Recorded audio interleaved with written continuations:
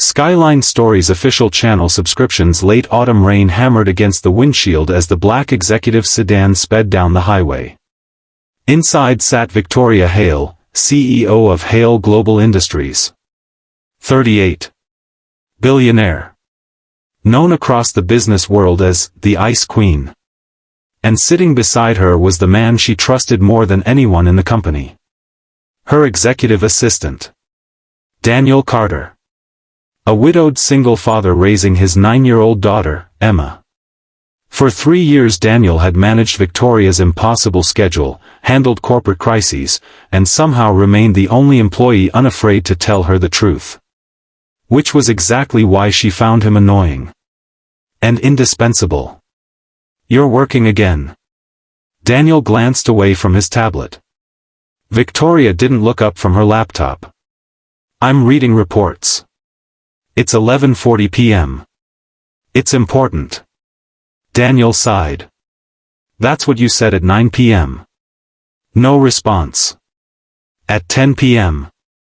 No response. At 11 p.m. Still no response." Now Daniel simply closed her laptop. Victoria looked horrified. "Did you just..." "Yes." "Give that back." "No." The driver hid a smile. Victoria folded her arms. "You work for me." Daniel nodded. "And you're exhausted." "I'll survive." The assistant's expression changed. Just slightly. Enough to make Victoria notice. Because Daniel rarely showed emotion. Then quietly he said, "That's what my wife used to say." Silence. Instant silence. The kind that arrives when pain accidentally enters the room. Victoria looked away first. "Sorry." Daniel shrugged. "It's okay." But she noticed him staring out the rain-covered window afterward. Thinking about someone no longer there. And for some reason. That bothered her. Before she could say anything. Headlights exploded across the windshield. The truck appeared out of nowhere. Wrong lane. Too fast. The driver shouted. Brakes screamed. Metal crashed. And everything went black. When Victoria opened her eyes again. She didn't move. Not because she couldn't. Because she heard voices. Panicked voices. Paramedics. Police. Daniel. And something strange made her keep her eyes closed. Maybe instinct. Maybe curiosity. Maybe because for the first time in years, nobody knew she was listening. Then she heard a paramedic. "The CEO is unconscious." Another voice. Possible concussion. Then Daniel's voice. Tight with fear. "Is she breathing normally?" "Yes." "We'll know more at the hospital." Silence followed.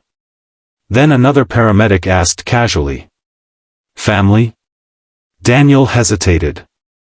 A long hesitation. Then. "No." The answer stung unexpectedly. Not because it was wrong. Because it was true. No husband. No children. No one waiting at home.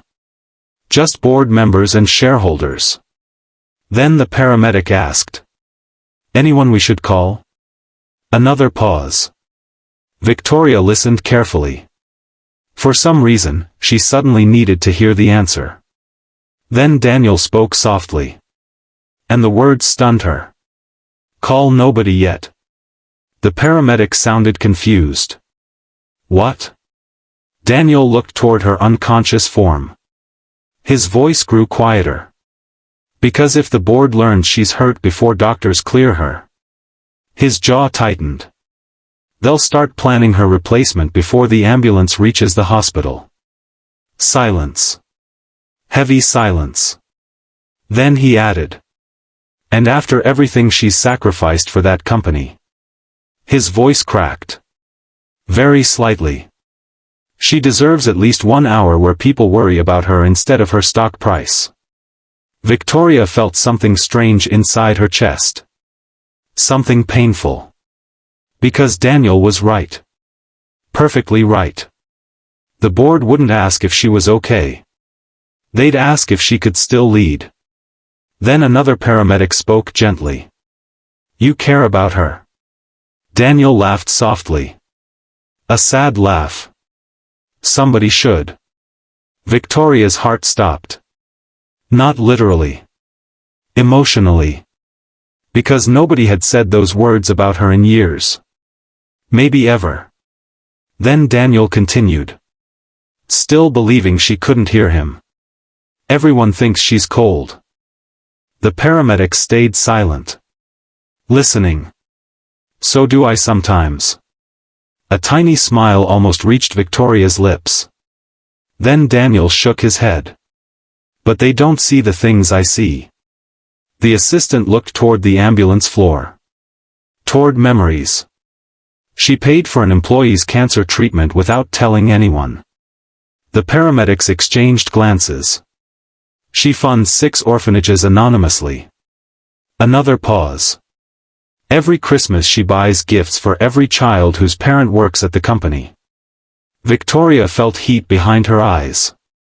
Because nobody knew those things. Nobody. Daniel continued quietly. And every year on the anniversary of my wife's death.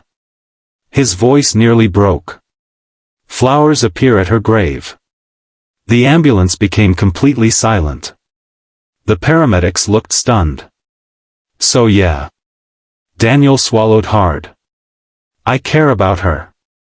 Victoria's chest tightened painfully. Because she never told him those flowers came from her. She assumed he'd never find out. Then Daniel whispered something that shattered her completely. She's a good person. The words were simple. But they carried absolute conviction. No hesitation. No performance. Just truth. And hearing it from the one person who saw her every day. Felt different. Then came the sentence she never expected. The sentence that changed everything. If anything happens to her. Daniel stared at the floor. I don't know how to explain it to my daughter. Silence. Then. Emma thinks the CEO is family. Victoria forgot how to breathe. Family. His daughter thought of her as family. The little girl who drew her birthday cards every year. Who called her Miss Victoria. Who always saved her a seat at school recitals. Family. Then Daniel laughed weakly. Honestly. He wiped his eyes quickly. I think we both do. Victoria felt tears gathering behind closed eyelids. Dangerous tears. The kind she hadn't allowed herself in years. Then the ambulance hit a bump. And one tear escaped anyway. Rolling silently down her cheek. The paramedic noticed immediately. She's awake. Daniel's head snapped up. Victoria opened her eyes slowly. Meeting his gaze.